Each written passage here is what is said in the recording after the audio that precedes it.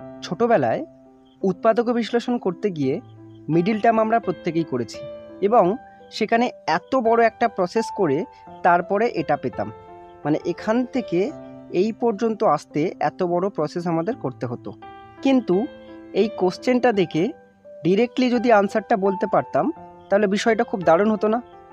আজকে আমরা সেটাই শিখব, কোশ্চেনটা দেখেই ডাইরেক্ট কিভাবে আনসার বলা যায়। তাহলে কোশ্চেনটা লিখে নিই, x square plus 4x minus 21।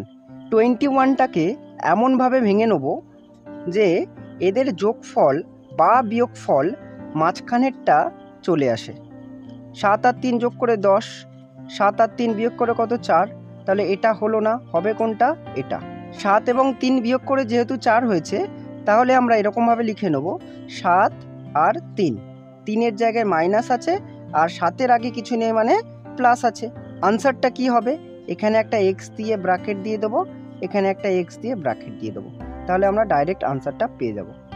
এখন কথা হচ্ছে, এই প্লাস 4x না থেকে যদি মাইনাস 4x থাকতো তাহলে কি হতো? তাহলে x square minus 4x minus 21 মনে করো আছে।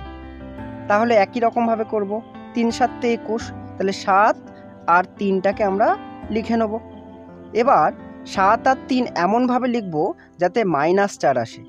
মাইনাসটা যদি 7-এর গায়ে দিই, প্লাসটা যদি 3-এর গায়ে দিই, তাহলে -7 প্লাস 3 কত হবে? -4।